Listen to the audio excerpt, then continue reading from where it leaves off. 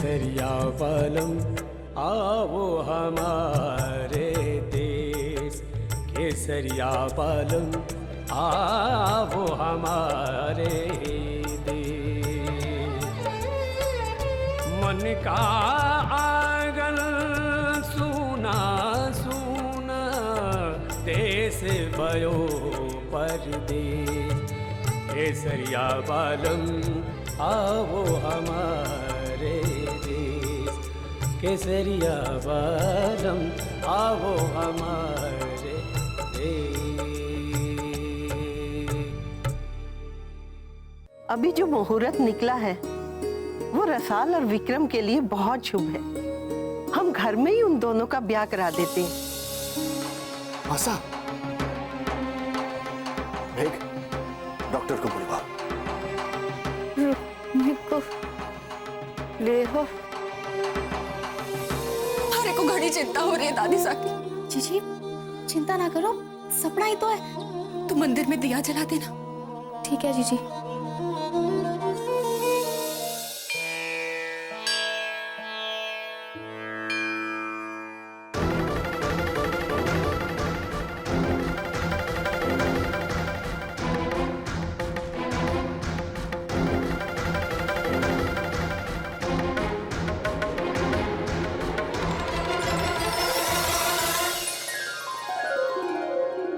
देखा जीजी, दिया ना बुझा। आप बेकार में इतना डर रही हो।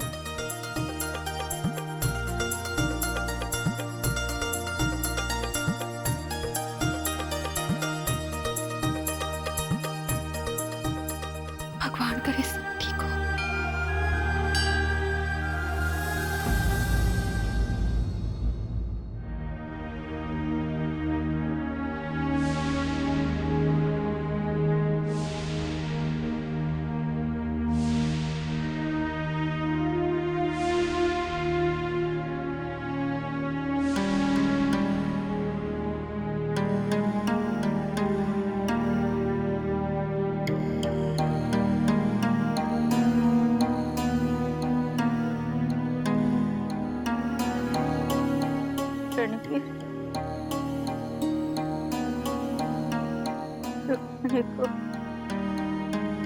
ले हो।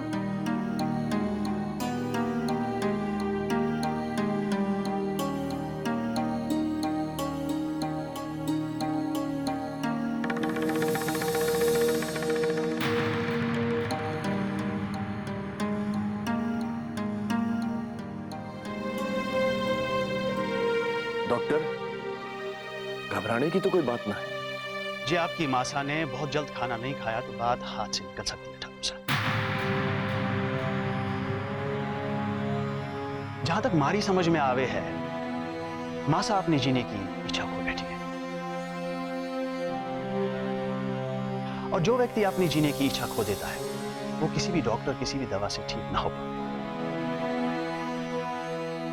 और वैसे भी शरीर दिमाग से ज्यादा मन की सुन है। और अगर उनके मन में कोई परेशानी है, कोई दुविधा है, तो आप उसे जल्द से जल्द हल करा के उन्हें खुश रखने की कोशिश कीजिए।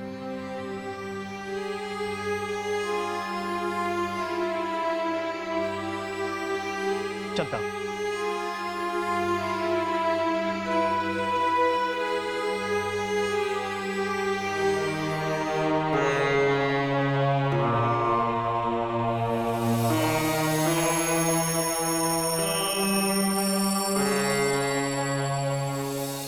अच्छा खासा रणवीर घर छोड़ के जा रहा, हमारे रास्ते का रोड़ा दूर हो रहा था और एक दादी सा को अभी बीमार रहा था। और ये नाटक और 2-4 दिन चलाना मामू सा, तो क्या खबर और रुक भी दोबारा इस हवेली में आ जाएगी या बाप रणवीर का दूसरा ब्याह उस किसान की छोरी से करवा करेंगे। आपने भी मजा आ रही हो क्या? अरे सारे को तिल मिलाता देख कर कोई भी मजा लेगा, पर अपने भामोसा पे भरोसा रख और इतनी जल्दी हार मत मान। एक बात याद रख, रणवीर का जीवन अब कभी नहीं संवरेगा, समझो? Let's go.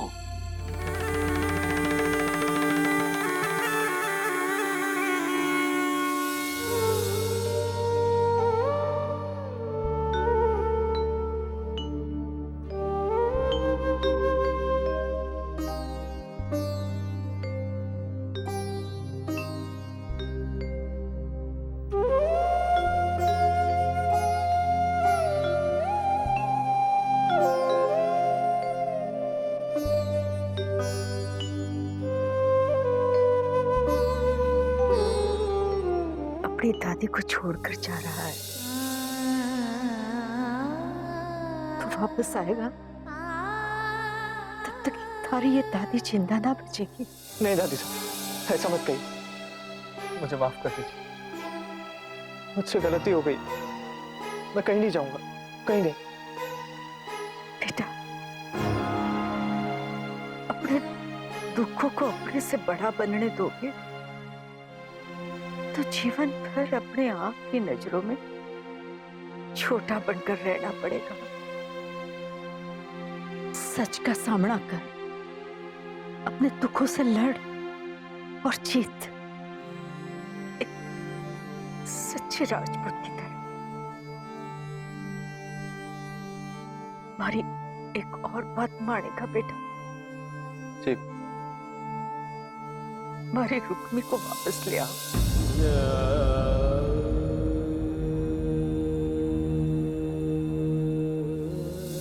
जब तक मैं थारे को और रुक्मी को एक साथ ना देखूंगी, पानी तक नहीं पीऊंगी।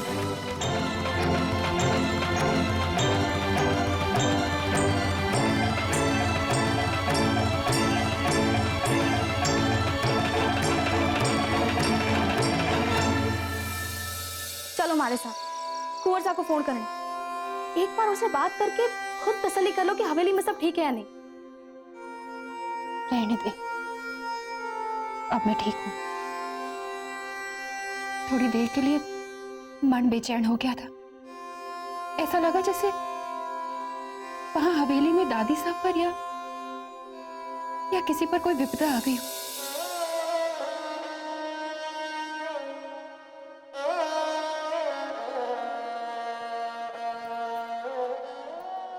कहने को तो आप बैठे हैं,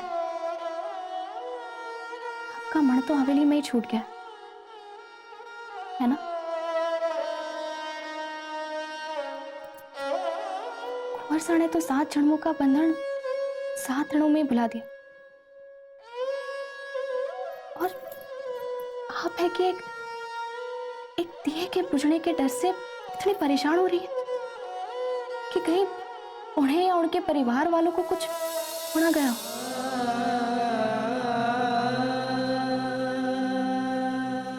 ये सब माँ की गलती, छोड़ की वजह से ये सब। ये बोल रही है तू?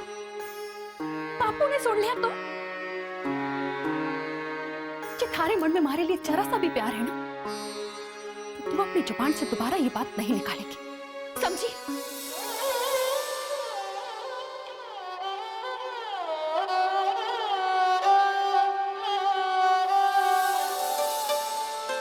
ये रणवीर चला गया मेघ, तो मासा का अनशन तोड़ना बहुत मुश्किल हो जाएगा।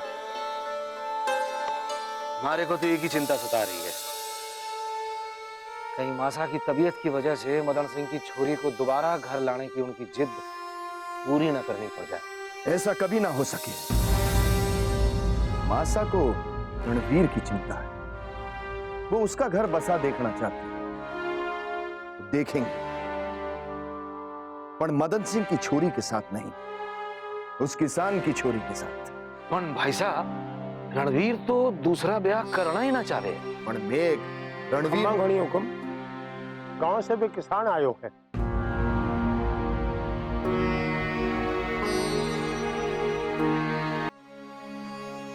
जय माता जी की हुक्म। जय माता जी। बैठिए। नाना हुक्म, आपने हमारे को इस लायक समझा, हमारे लिए तो इतना ही बहुत है। तो फिर क्या विचार किया? इस हवेली से हमारे घर तक रिश्ता आना, मैंने तो अब तक अपने और अपनी छोरी के नसीब पे विश्वास नहीं हो रहा। कुंवर साहब जैसा फुटरो और दायकवर हमारी छोरी को सपने में भी ना मिल सके। हुक्म, इस घर की भींदड़ी बनने जैसा सौभाग्य आपने हमारी छोरी की जोड़ी में डालने की सोची, इसके लिए महाराज सर आपके सामने हमेशा झुका रहेगा। मैं गरीब हूं, आपरे पैरों के पास बैठने की भी हमारी औकात ना है। आपने तो हमारी छोरी को रानी बनाने के सपने दिखा दिए हो।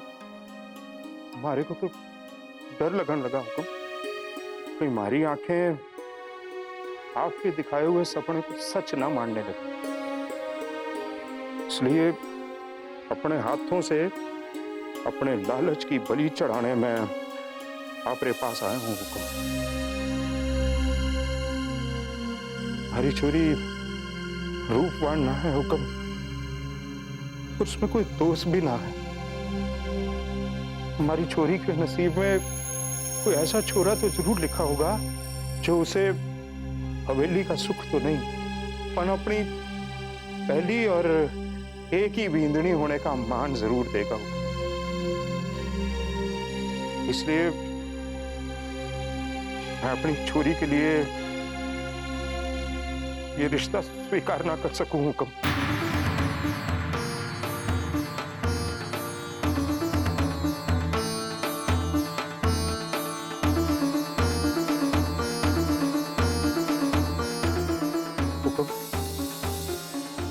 हमारी गरीबी हमारे को इतना मजबूर नहीं कर सकती कि मैं अपनी छोरी का ब्याह एक ऐसे इंसान से करवाऊं जिसने ब्याह के दूसरे दिन ही अपनी बींदनी को छोड़ दिया हो। गरीबी के कारण हमारी छोरी किसी के उतरे हुए भेष तो पहन सके हुक्म, पर किसी की मांग का उतरा हुआ सिंदूर अपनी मांग में न भर सके। हमारी छोरी रहेगी तो यहां महलों में, और अपने नाम से नहीं हुक्म, किसी और के नाम से। वो मारी नहीं, किसी और की चोरी कहलावे क्यों। हमारी गलती की माफी हुक्म, पर कह चुके कोई भी बाप अपनी गरीबी और मजबूरी के कारण अपनी छोरी को अपने ही हाथों से खाई में धकेलने को तैयार नहीं होगा हुक्म।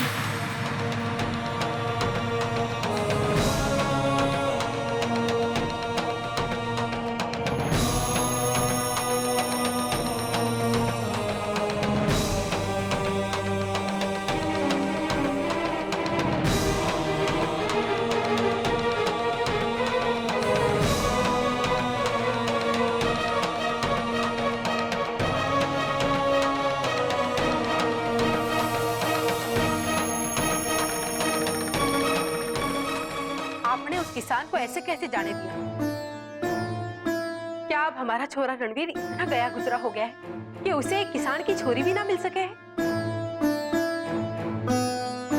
अब रणवीर को इस बारे में पता ना चले, वरना उसकी तो हिम्मत ही टूट जाएगी। पहले ही अपने आप को मुश्किल से संभाल पा रहा है वो।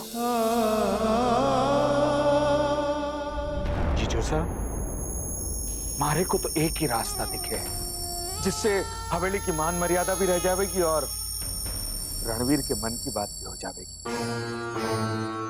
रणवीर को फैक्ट्री के काम के बहाने कुछ दिनों के लिए बाहर भेज देना चाहिए। ऐसे में मुंह दिखाई की रस्म का समय भी टल जाएगा और जब तक रणवीर वापस आएगा गांव वाले सारी बात भूल जाएंगे। वैसे भी रणवीर का मन ठिकाने पे नहीं है, बाहर जाएगा तो शांति से कुछ सोच पाएगा, मन शांत रहेगा। शांति रणवीर को मिलेगी कि उन लोगों को जो ये नहीं चाहते कि हमारा बेटा खुश रहे, उसका घर बस जावे।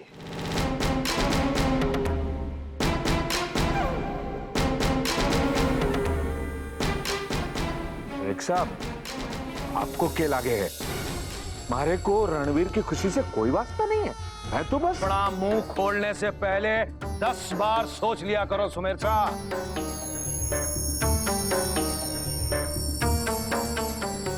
जे मारा रणवीर ऐसे उदास मन से घर से दूर जावेगा तो वो हमेशा के लिए हमसे दूर हो जाएगा।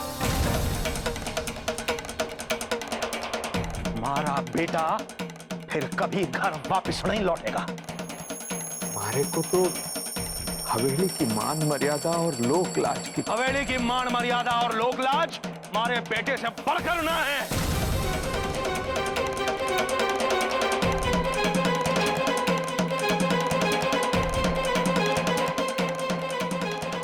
आप यहाँ रहते जरूर हैं, और इस मामले में अपनी राय देकर अपने आप को इस परिवार का हिस्सा, इस परिवार का सदस्य मत समझिए। हमारे रणवीर के बारे में सोचने के लिए हम सब हैं। हमारे को किसी पराये से किसी सुझाव की कोई जरूरत ना है।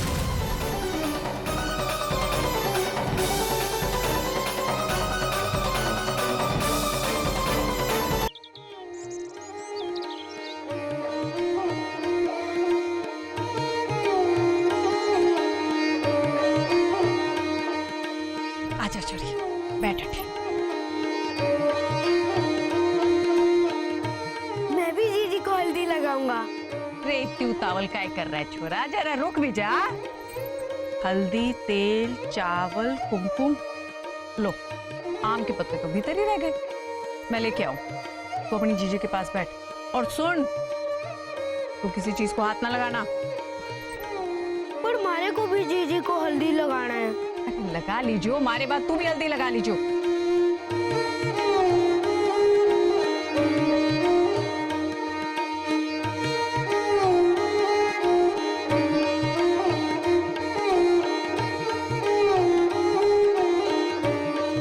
कितनी फुटरी लागे है तो अब हल्दी चढ़ जावेगी तो थारा रंग और भी निकल जावेगा।